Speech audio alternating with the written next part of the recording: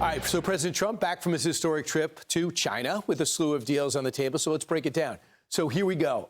Establish a bilateral board of investments. So we've been meeting with them haphazardly, but not kind of erratically. Now there's going to be consistent meetings on all things, especially things that are so-called white deals. That means technological and national security not involved with it.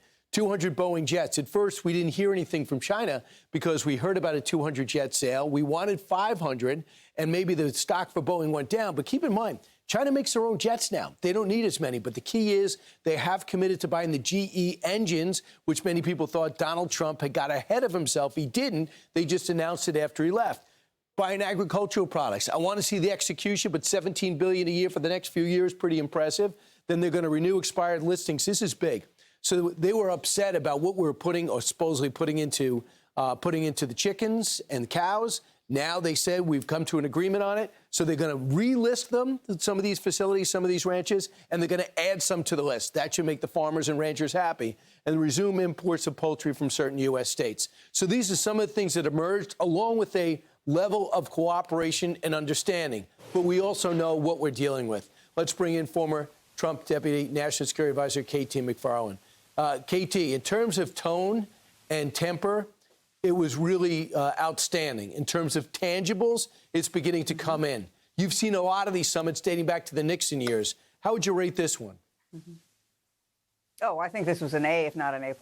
You know, there's no doubt in President Trump's mind that China is our strategic competitor, our strategic adversary. But that doesn't mean that we can't do business with them and can't trade with them. And so what is the trade deal that we got something, they got something? What did we get? Well, they're buying our goods. They're buying our agricultural goods. They're buying some of our aircraft, as you just pointed out.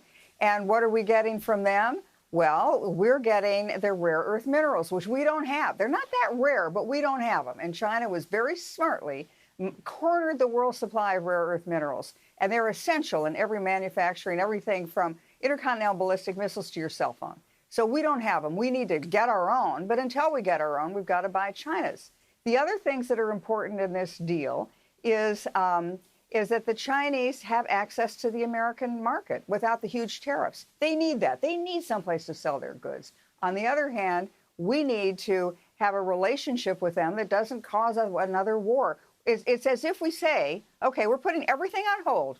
We're going to put everything on hold. We're going to do business while we can, but we're going to continue to compete in the major ways that we compete. So we got to think about Taiwan. You can't talk about China and not talk about Taiwan. That thriving democracy off its coast is part of one China, but yet it's independent. Japan, South Korea care, and Philippines and Australia care as much, if not more, than us. Axios says Trump advisors fear China may target Taiwan within the next 5 years. They told President Xi they think that President Xi is trying to move China to a new position where he's saying, we're not a rising power, we're your equal, and Taiwan is mine. And the president has said, I'm going to think about the $14 billion in weapons that they paid for, about delivering them. Maybe the better answer would have been, we don't discuss that. But I thought Robert Gates, with all his experience in Washington, he held every job, including Secretary of Defense for Obama and Bush, said this about China possibly invading.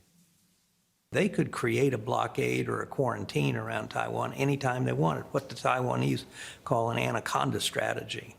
And it would strangle Taiwan over time. I don't think they want to go in and attack Taiwan. They don't want to destroy the very chip factories they want to take over. So, and then there's cyber. There are all kinds of pressures. Yeah. There isn't one single Chinese general or admiral today that has 1 day of combat experience. And he goes on to say since 1979, and they got their butt kicked by Vietnam, and he fired everybody. He fired a plethora of generals and his secretary of defense. You know, here's the thing. If you're the Chinese leader, you've got to look at what the United States is just pulling off in Iran. The unbelievable precision, the capability, how everything seems to work together. We seem to have done the miraculous. Even Xi Jinping pointed out that the blockade, that Iran might have closed the strait, but we did the blockade. They've got to look at that and say, look, we're no match for America militarily. And I think President Trump did exactly he took the right line. I wish he hadn't talked about arms sales to Taiwan. I would have left that a little more ambiguous. But President Trump then talked about, we want to move the chip factories back to America.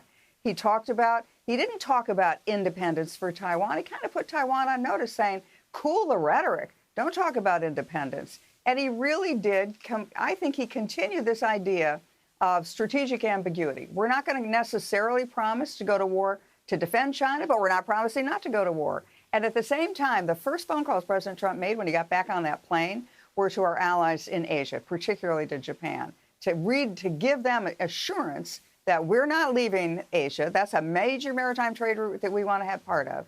We're not leaving Taiwan to China, but we're going to shore up our alliances. We're fixing our military, and we want to make sure that we have the rare earth supply chain that we need, and we also want to bring those chips, those important chips that Bob Gates mentioned, bring those back to America. Yeah, and South Korean leader also called and talked to the president. I think they felt better after they had that conversation.